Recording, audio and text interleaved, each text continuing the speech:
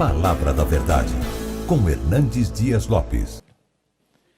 Abra sua Bíblia comigo, por gentileza, no primeiro livro dos Reis, capítulo 17.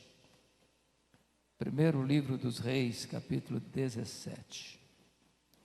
É uma bênção poder passar essa manhã com vocês.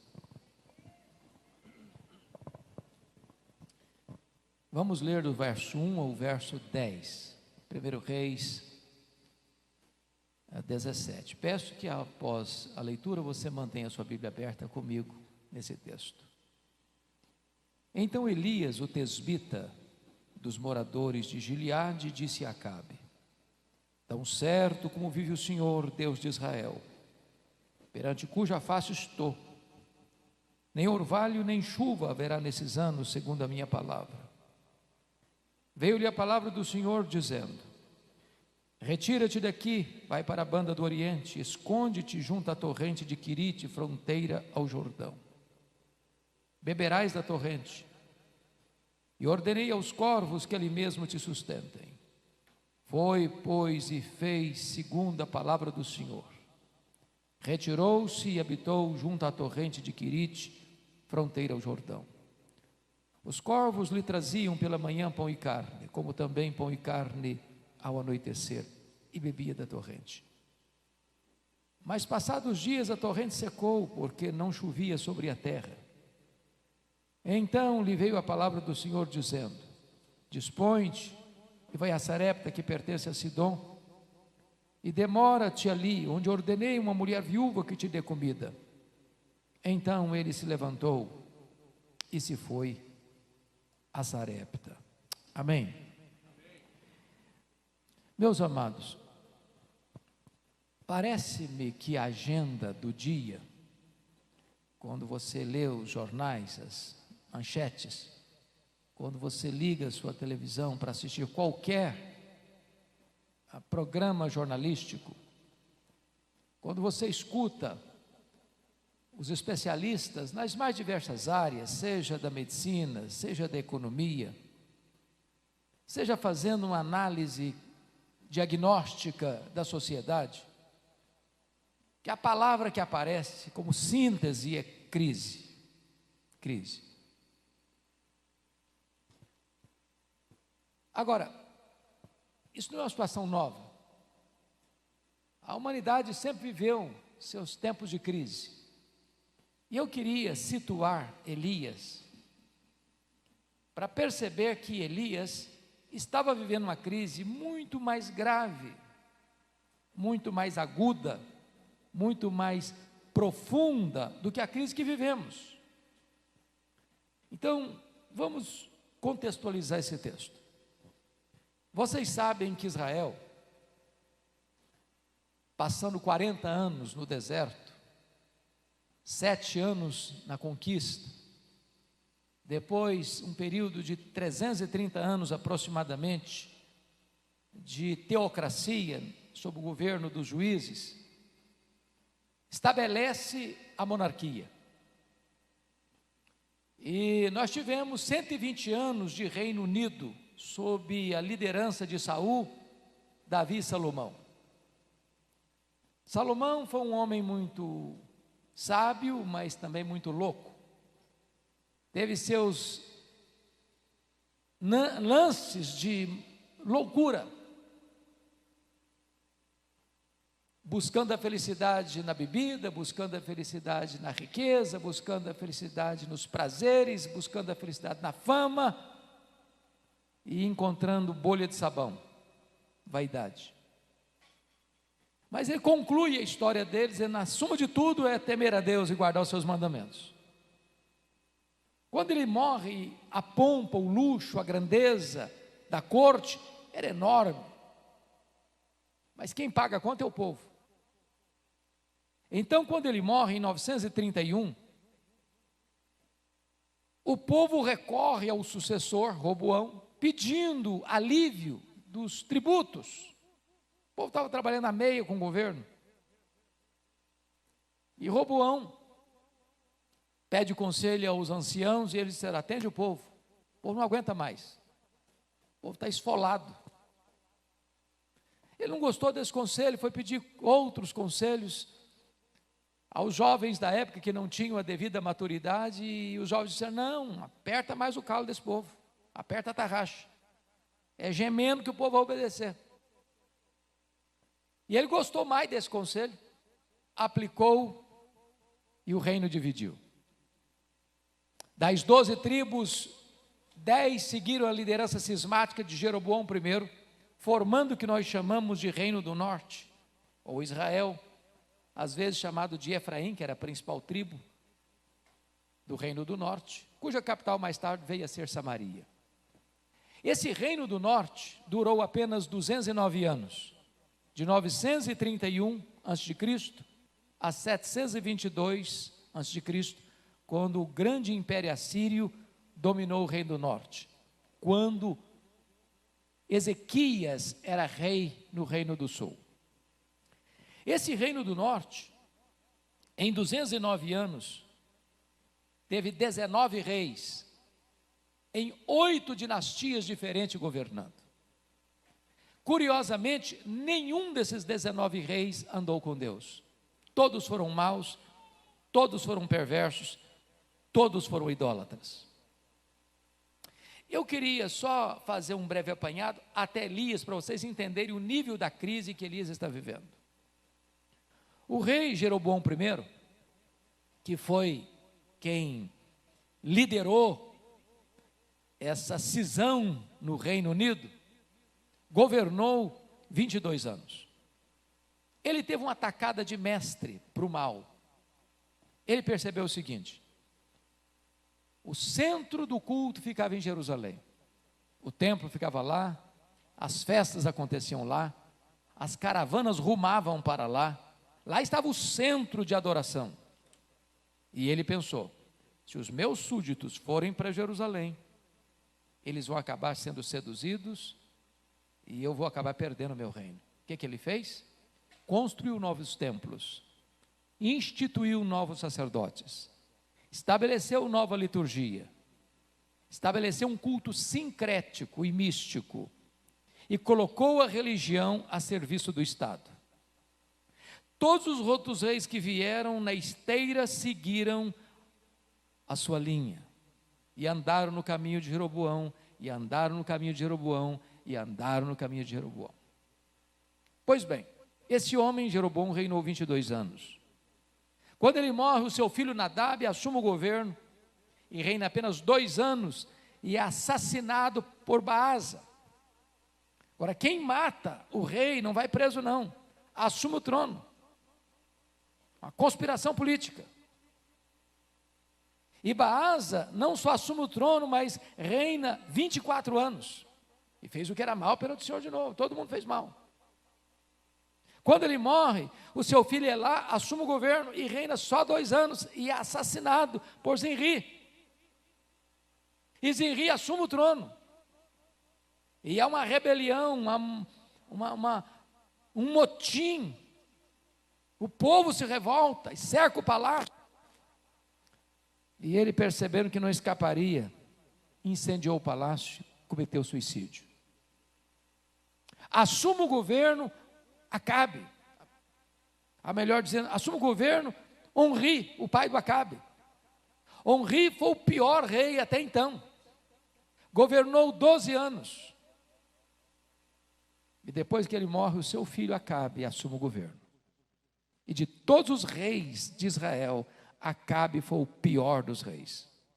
Governou 22 anos. Se não bastasse ser o pior rei, ele se casou com a pior mulher do mundo, Jezabel. A mulher era assassina, feiticeira e mandona. O rei era apenas um boneco na mão dele. Foi essa mulher que impôs o culto a Baal, à força da espada e da baioneta, matando os profetas de Deus, perseguindo os profetas de Deus. Quando você lê esse cenário, você percebe que a nossa crise está um pouco menor do que essa. Agora, é nessa crise que Deus levanta. Não um partido político, nem mesmo a denominação religiosa. Deus levanta um homem. Um homem. para mudar esse cenário. Quem é esse homem? Elias. Quem é Elias? Volte os olhos comigo para o verso 1. Então Elias, o tesbita, dos moradores de Gileade. Quando diz Elias, o tesbita, não está falando da família dele, não está falando do sobrenome dele, está falando da procedência geográfica dele. Ele vem de Tisbé. Se você for para o mapa procurar Tisbé, você não vai encontrar Tisbé. É um lugar tão pequeno, tão inexpressivo, que não tem nem no mapa. Se você for procurar a árvore genealógica de Elias, você não vai encontrar. Ele não vem de uma escola de profetas, ele não vem de uma família sacerdotal, ele não vem da aristocracia de uma família rica. Diríamos nós, na linguagem bem mineira, um João ninguém, um pé rapado, nasceu no pé da serra de Gileade. Então note você, que Elias é um homem desconhecido, de uma família desconhecida, de um lugar desconhecido, mas um homem que Deus levantou para fazer uma grande obra. E aqui eu aprendo a primeira lição: Deus não precisa de figurões para fazer a sua obra. Deus pode usar gente simples, como Elias, como você, como eu, para fazer a sua obra. Talvez um dos grandes problemas da igreja brasileira, irmãos, é que tem estrelas demais, figurões demais, gente que se julga importante demais. E eu já aprendi uma coisa: as estrelas só brilham quando o sol não está brilhando. Porque quando Jesus, o sol da justiça, está brilhando, não tem espaço para homens brilharem. Ele não divide a sua glória com ninguém.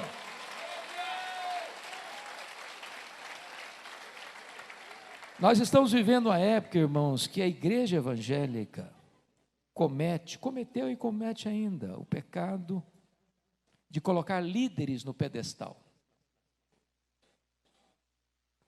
E eu vou lhes dizer que os homens gostam de pedestal. Mas o pedestal não é o lugar deles. No reino de Deus a pirâmide está invertida. Quem quiser ser o maior, seja o menor. Seja servo de todos. Nós estamos vivendo na época que se trata cantores e pregadores como astros de cinema. Estamos vivendo a época em que pregadores exigem cachê para pregar. E nós não podemos contribuir com essa cultura. Nós não podemos transformar o ministério num negócio. Um negócio. Nós precisamos voltar à simplicidade do Evangelho. Agora notem comigo o verso 1, que Elias chega para Acabe, o rei, e o pior rei, temido rei, e mais temida ainda a mulher dele, e diz assim para ele: tão certo como vive o Senhor, Deus de Israel, perante cuja face estou, nem orvalho nem chuva haverá nesses anos, segundo a minha palavra.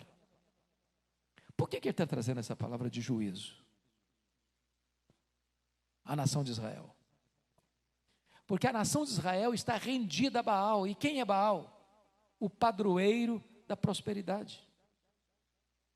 Quando se colhiam os frutos da lavoura, quando uma cabra dava cria lá no campo, atribuía-se isso a Baal.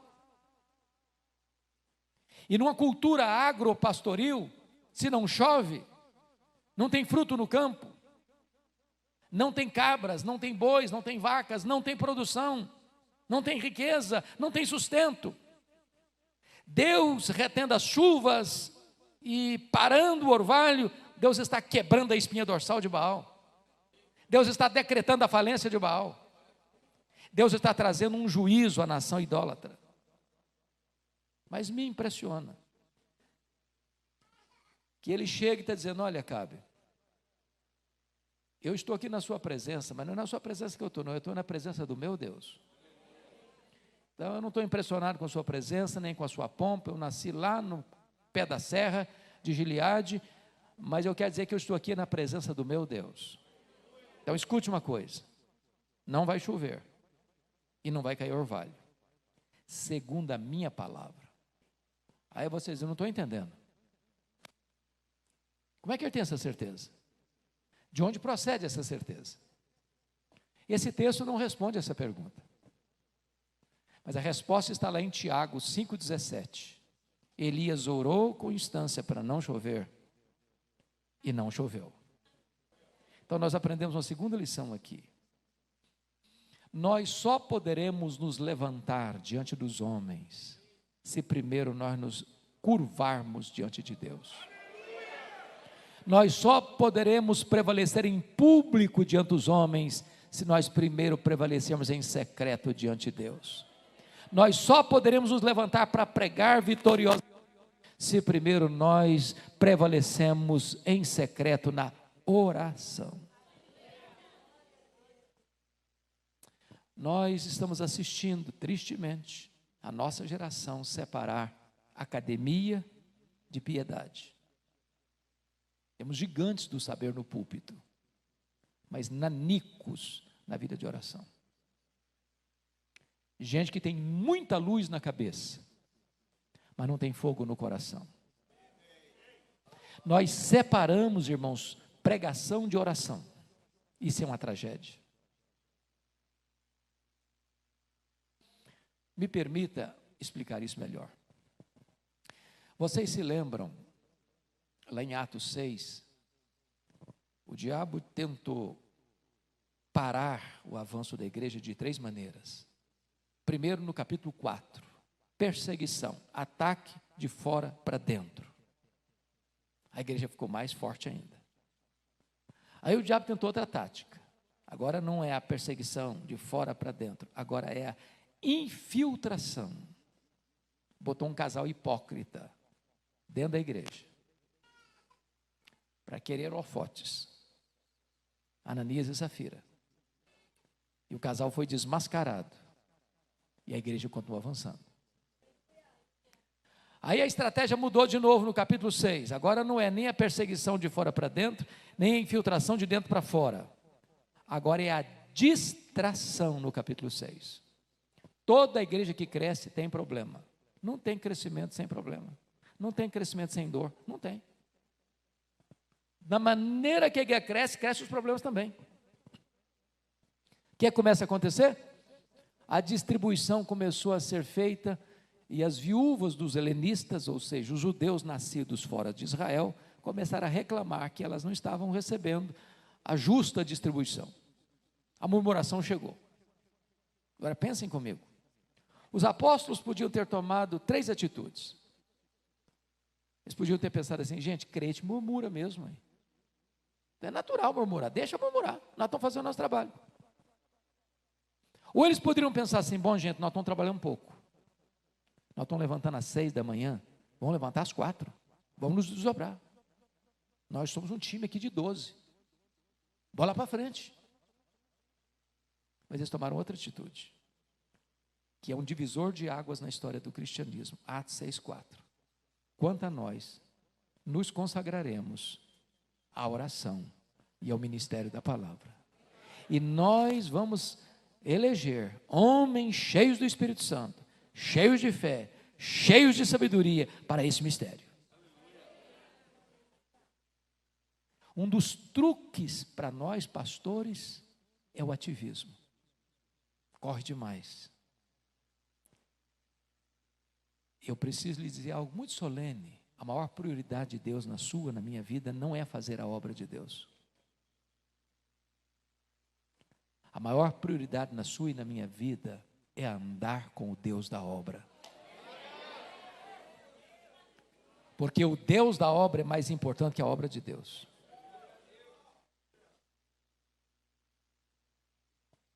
Agora notem que eles disseram: quanto a nós nos consagraremos à oração e ao ministério da palavra. Eu não sei, vou fazer uma pergunta retórica. Não precisa responder não, só pense. O que é mais importante? Oração ou ministério da palavra? Complicada essa pergunta, não? A melhor resposta que eu já escutei a essa pergunta foi de um pastor coreano. Ele disse assim: Deus valoriza tanto a sua palavra, Deus dá tanta importância à sua palavra, a palavra de Deus tem tanta primazia, que Deus colocou a oração primeiro. Sabem por quê? Porque se você não for um homem ou uma mulher de oração, não haverá virtude nem poder para você pregar essa palavra. É por isso que Elias só se levanta diante do rei, porque primeiro se prostrou diante do rei dos reis.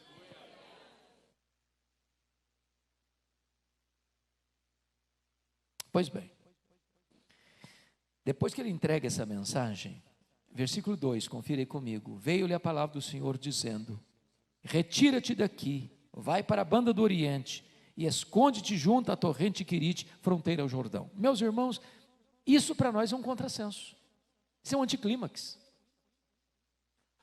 Eu estou com 40 anos de ministério, eu não sei quantos anos você tem de ministério, mas a maioria de nós, se não todos nós, vão passar a vida inteira no ministério sem nunca pregar para o rei, no palácio do rei.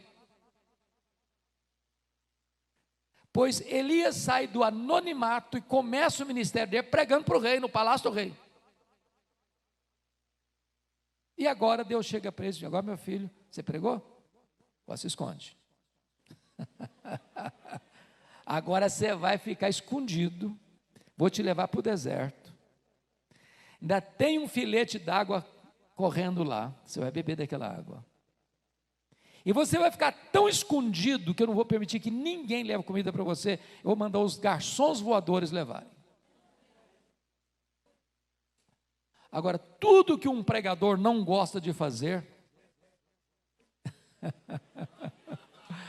é caminhar rumo à solidão. Ele quer caminhar rumo à multidão.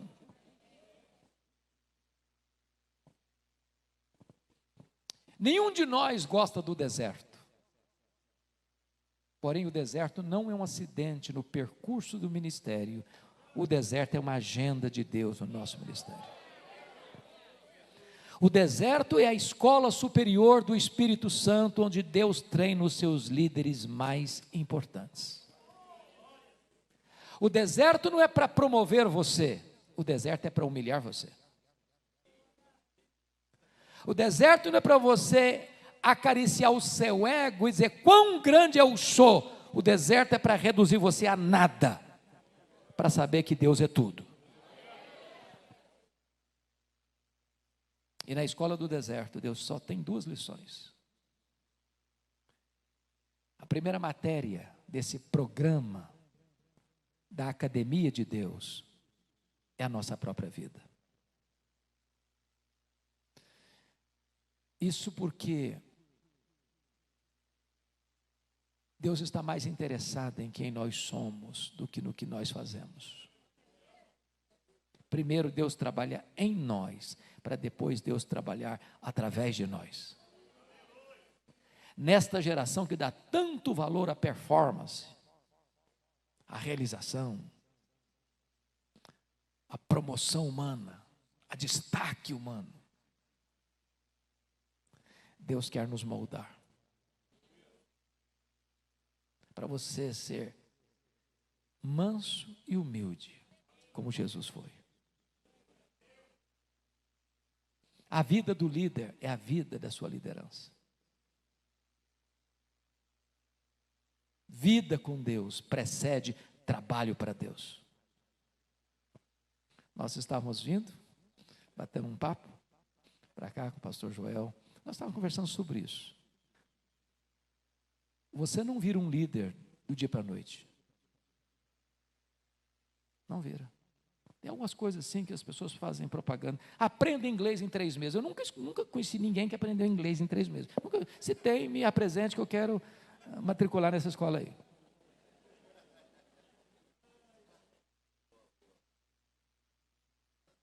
Meus irmãos, o moinho de Deus moe devagar. mas mói fino. Deus não tem pressa para preparar seus líderes.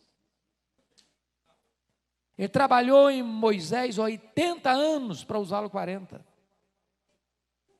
Elias foi treinado 3 anos e meio para ser usado num único dia.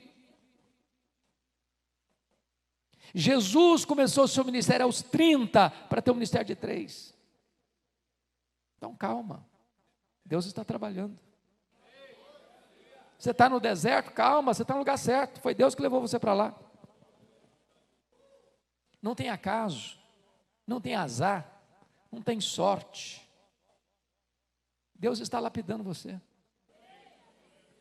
As experiências mais duras e dolorosas da vida não são por acaso, não. Deus vai usar essa experiência ali na frente, porque Ele vai consolar você, para que você possa consolar o outro com a mesma consolação com que você foi consolado por Deus lá na frente.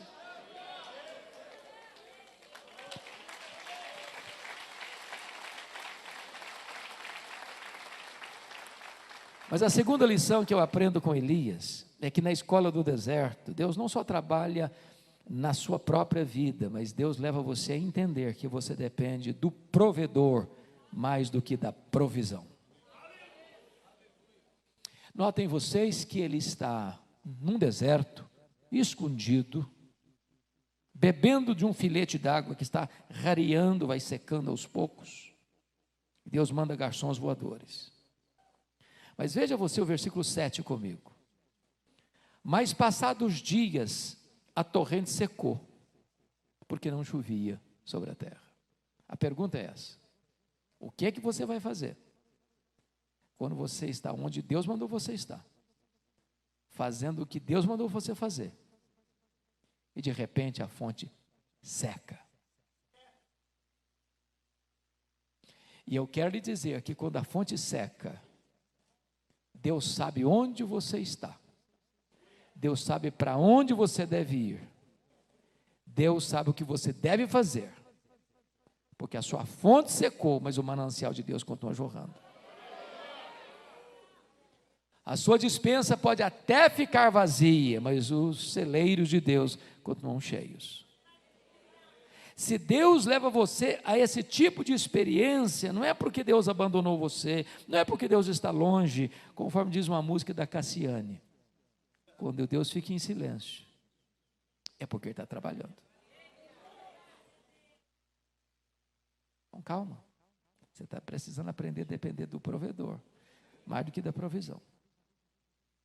Me permita uma experiência pessoal para ilustrar isso aqui.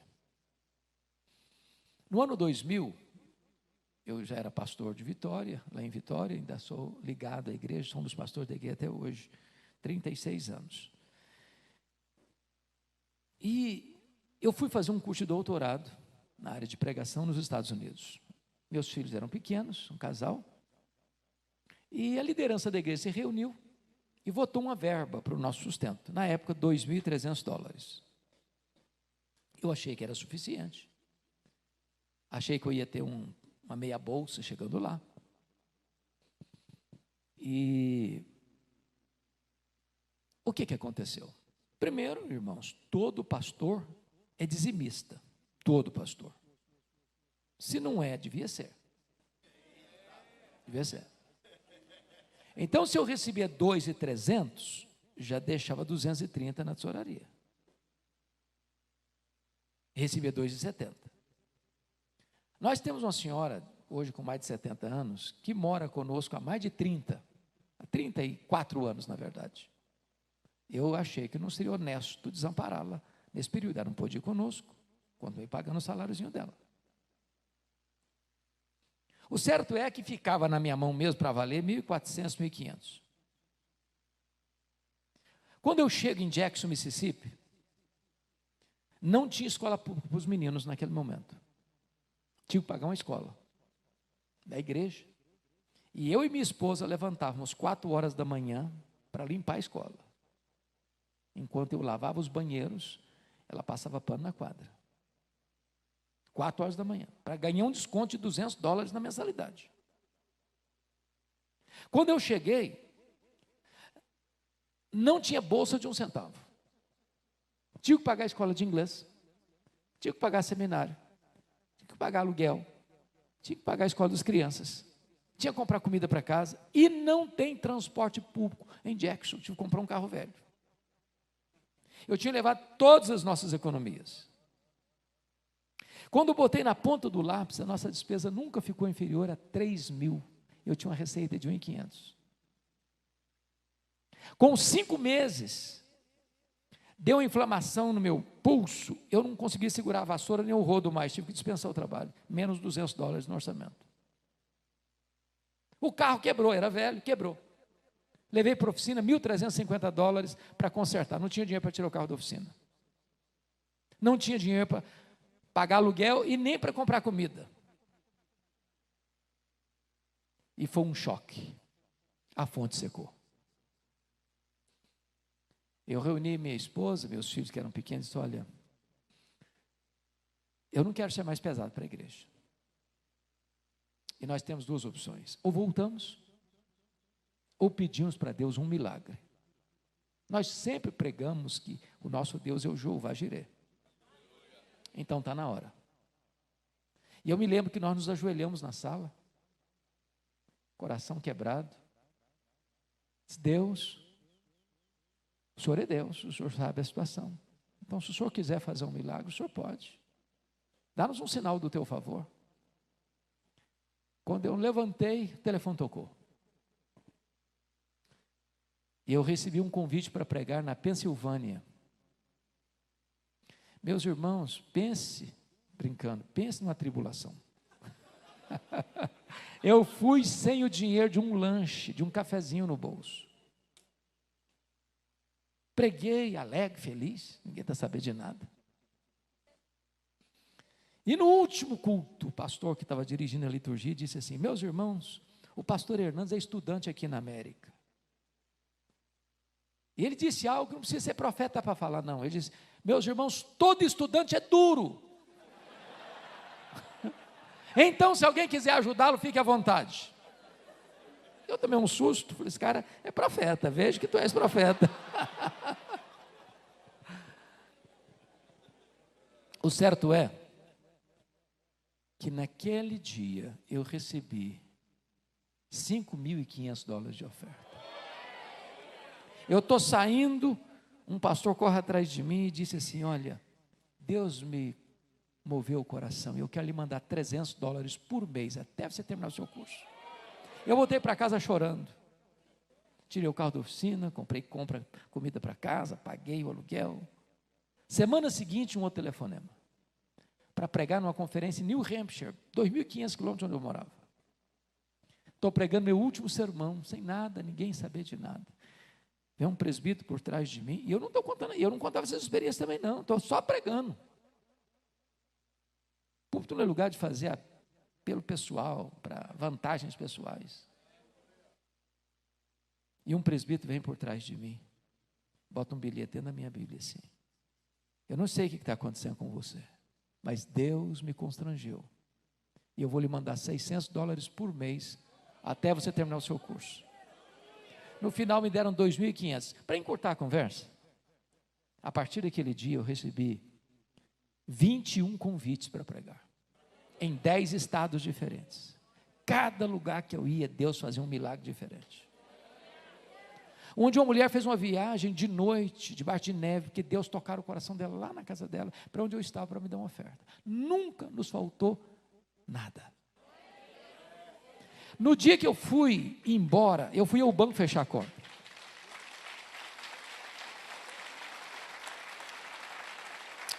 E quando eu cheguei no banco para fechar a conta, eu tomei um susto. Rigorosamente, matematicamente, exatamente o valor das nossas economias pessoais que nós havíamos levado, estava lá no banco. E Deus nos ensinou uma lição: quando a sua fonte seca, o meu manancial continua jorrando. Quando a sua despensa fica vazia, o meu celeiro continua cheio. Eu só levei você essa experiência para você aprender uma lição: você depende do provedor, mais do que da provisão. É que Deus está trabalhando em nós, para depois Deus trabalhar através de nós. Mas há uma outra transição no texto, versículo 8, confira comigo. Então lhe veio a palavra do Senhor, dizendo: dispõe-te, vai a Sarepta, que pertence a Sidom, e demora-te ali, onde ordenei uma mulher viúva que te dê comida. Então ele se levantou e foi a Sarepta. Sabe o que está acontecendo aqui? Deus está dizendo o seguinte para Elias: Elias, você acabou o estágio do deserto, aperte os cintos, porque agora eu vou matricular você no estágio mais avançado. Agora eu vou jogar você na fornalha. Sarepta significa fornalha, fogo, cadinho. Deus não terminou o processo ainda não. Deus continua trabalhando. E trabalhando em nós, para depois Deus trabalhar através de nós. Me permita dizer isso. Não importa se você tem 1 ano de ministério ou 50. Enquanto você estiver aqui, Deus estará trabalhando em você. Deus estará trabalhando em mim. Somos um material bem ruimzinho, não somos? Barro, barro fraco, às vezes misturado com lama, às vezes com areia, às vezes com pedra, que tem dificuldade da liga. Tem uns que dão mais trabalho que outros, mas Deus está trabalhando.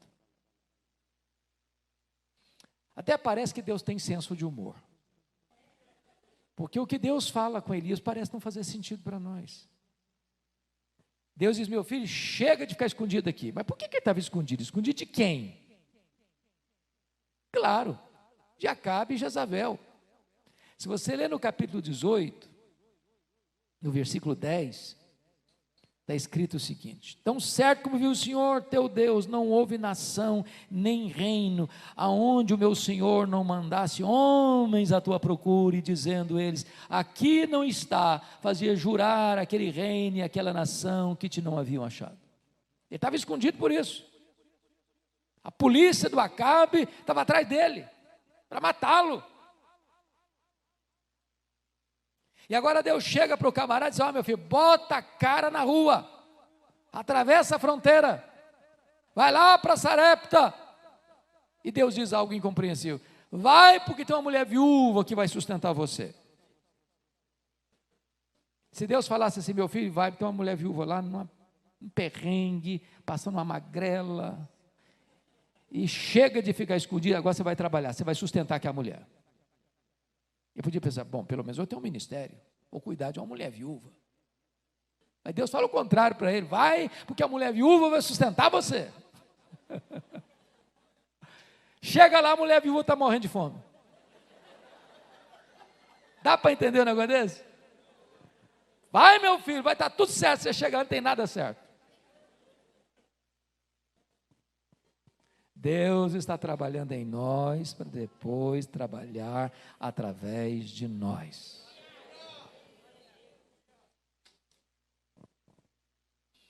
O que eu acho lindo é que essa viúva conheceu a Deus na cozinha. Eu acho que não tem lugar melhor no mundo para conhecer a Deus do que na cozinha, não é verdade?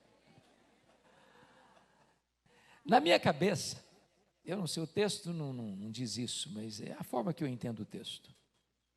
Eu acho que Deus não multiplicou um saco de trigo para aquela mulher, nem um tonel de azeite. Eu acho que a experiência foi essa. Todo dia que ela ia para a cozinha, ela tinha uma porçãozinha de trigo para fazer o último bolo, hein? O último. Devia estar assim na raspa da panela. Ela ia lá, fazia a refeição, olhava do mesmo jeito. No outro dia, fazia tudo de novo, olhava do mesmo jeito. Semana seguinte, do mesmo jeito. No mês seguinte, do mesmo jeito. Mesmo jeito, mesmo jeito. Sabe o que significa isso? Deus ainda hoje multiplica o óleo na nossa botija e a farinha na nossa panela. Às vezes, irmãos, nós só vemos milagres no extraordinário, mas não vemos milagres no ordinário. Por exemplo, você sai com a sua família de férias, um carro gostoso, bonito, com ar-condicionado. Daqui a pouco um acidente. Carro vira um troço, tudo retorcido, e Deus poupou sua família. Um milagre. Verdade. Mas às vezes nós nunca paramos para pensar que você sai de casa todo dia e volta para casa. Você leva seu filho, sua filha na escola todo dia, volta para casa, sem nenhum acidente, no ano inteiro. E você não percebeu quantos livramentos Deus lhe deu. Como os anjos de Deus trabalharam para servir você e você não viu. Então entenda isso, o fato de você estar aqui num tempo de pandemia, o fato de ter comida na sua mesa, de você ter saúde para comer, isso é milagre, é milagre, é milagre, é milagre, é milagre, todo dia.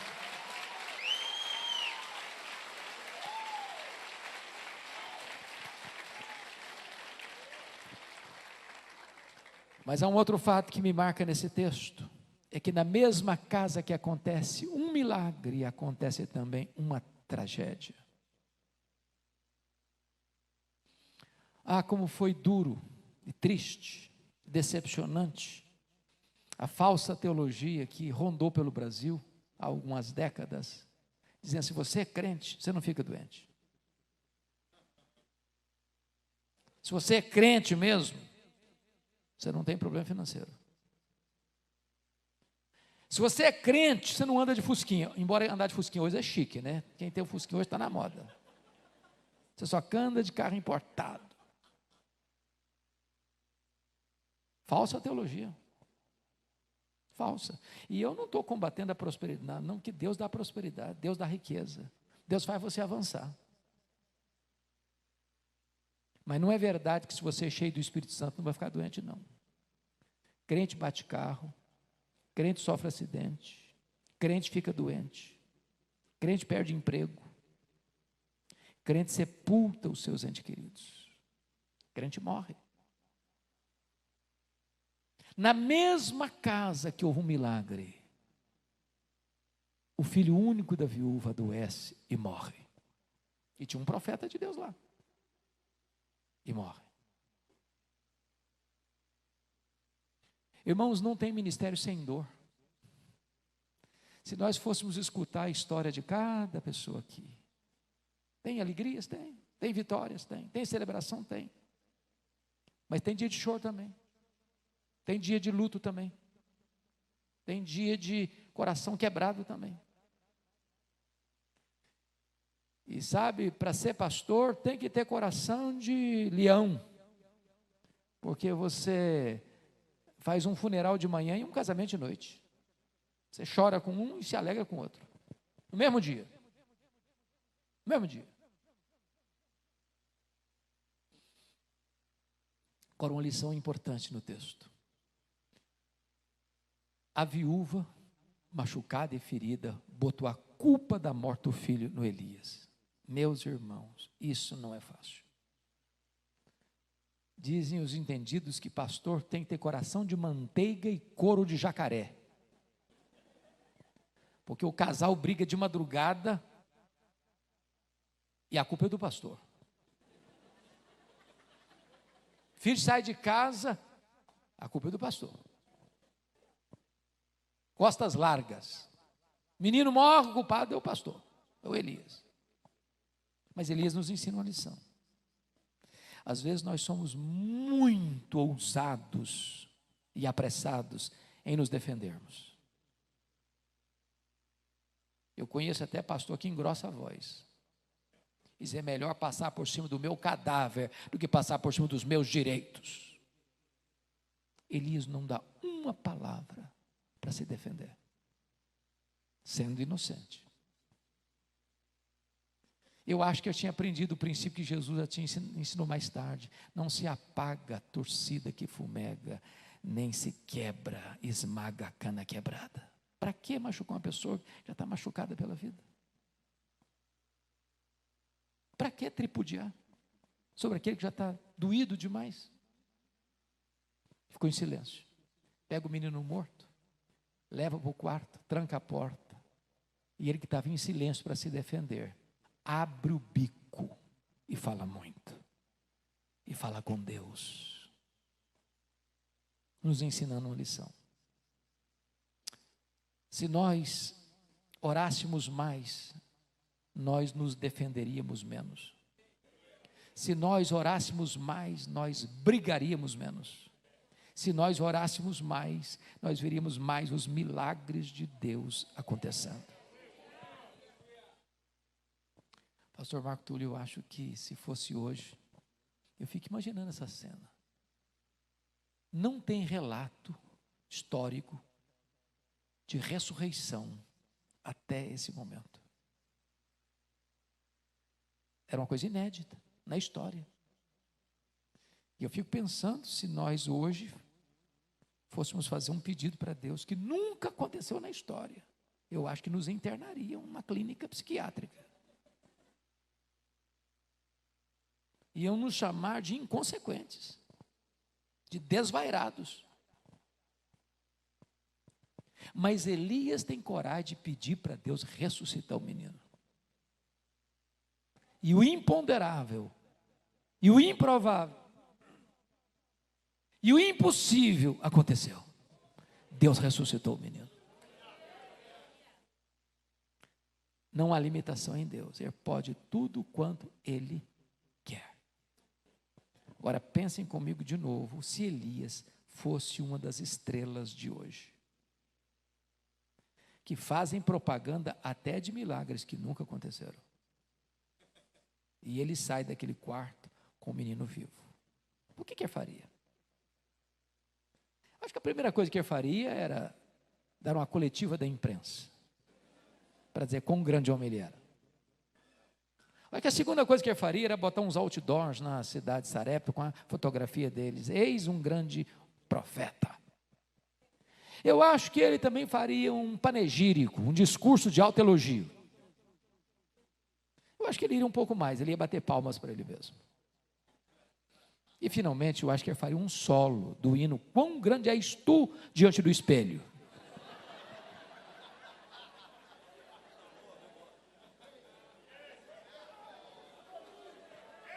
Fez nada disso. Eu só disse para a mulher assim: mulher, o teu filho vive. O que a gente aprende, irmãos? O que a gente aprende? O que a gente aprende é o seguinte: quem faz é Deus, e a glória só pertence a Deus. Se Deus está usando você, se Deus está respondendo suas orações, se Deus tem feito maravilhas em resposta ao seu clamor, bote a boca no pó, porque tudo vem dEle, tudo é por meio dEle, e tudo é para Ele. Mas eu quero concluir com o último ponto. Quando você honra Deus, está lá em 1 Samuel 2,30, Deus honra você. O verso 24, que nós não lemos, é o último versículo deste capítulo, diz que a viúva disse para ele assim: agora eu sei que tu és homem de Deus, e que a palavra do Senhor na tua boca é verdade. Isso faz a gente tremer os joelhos. Porque hoje você tem homens cultos, você tem homens influentes, você tem homens famosos, mas estão escasseando os homens de Deus. Como é que nós somos conhecidos? A segunda palavra deveria nos levar às lágrimas. Agora eu sei que a palavra do Senhor na tua boca é verdade. Porque uma coisa é proferir a palavra de Deus, outra coisa bem diferente é ser boca de Deus. Lá em Jeremias 15:19 diz assim: se tu te arrependeres, eu te farei voltar e estarás na minha presença. Se apartares o precioso do vil, serás a minha boca. Eu não sei se você já percebeu isso. Chega uma pessoa e prega uma verdade, não acontece nada. Chega outra pessoa e prega a mesma verdade, os corações se derretem. Por quê? É porque um é boca de Deus, o outro não é.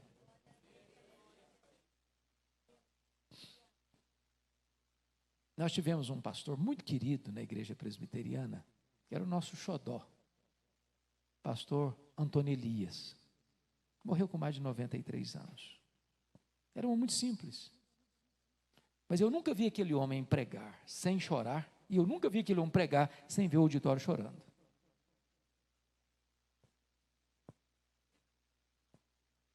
Ele estava pregando num grande congresso de pastores, e depois chegou aquela hora de perguntas e respostas. E alguém levanta uma pergunta teológica complicada para ele. E diz: pastor Antônio Elias, o senhor é um pregador que Deus tem usado Brasil afora. Conta para nós esse segredo. Explica para nós o que é unção.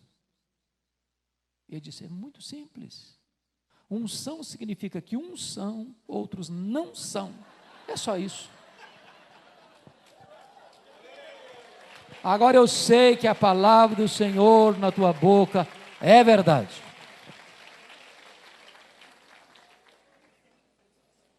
Nós vivemos uma geração muito interessante, porque hoje os melhores sermões pregados na história da igreja estão disponíveis em língua portuguesa. Tem sermões de João Crisóstomo, de Aurélio Agostinho, de Lutero, de John Owen, de Jonathan Edwards, de Charles Haddon Spurgeon, de Dwight Lyman Moody, e etc, etc, etc, etc. Sermões que Deus usou como pecadores nas mãos de um Deus irado, pregado por Jonathan Edwards, e quando ele terminou de pregar, o auditório estava prostrado ao chão, em lágrimas. Mais de 500 pessoas convertidas. Mas se nós pegarmos esses mesmos sermões para pregá-los na íntegra, os resultados não serão os mesmos mais. Por que não? E M. Bounds, que foi um metodista muito piedoso do século XIX, diz o seguinte: é que nós estamos à procura de melhores métodos e Deus está à procura de melhores homens. Deus não unge métodos, Deus unge homens.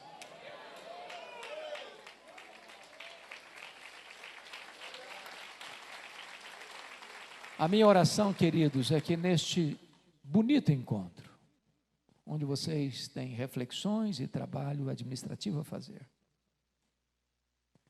que cada um de nós aqui peça para Deus humildemente: Senhor, Tu és o mesmo Deus de Elias. Elias não era um super-homem, não era um super-crente, Elias não era um astro. Ele chega a dizer: eu era um homem, sujeito às mesmas fraquezas, mas um homem que Deus levantou, um homem que Deus usou. Teve as suas lutas? Teve. Enfrentou até depressão. Queria até morrer. Você podia me levar, Senhor? Não estou aguentando mais. Está pesado. Falei: meu filho, calma. Você não sabe o que está lá na frente. Estou preparando coisa melhor para você. Então calma. Mas enquanto você estiver aqui, peça a Deus para Deus usar a sua vida para a glória dEle. Que a palavra de Deus na nossa boca seja verdade.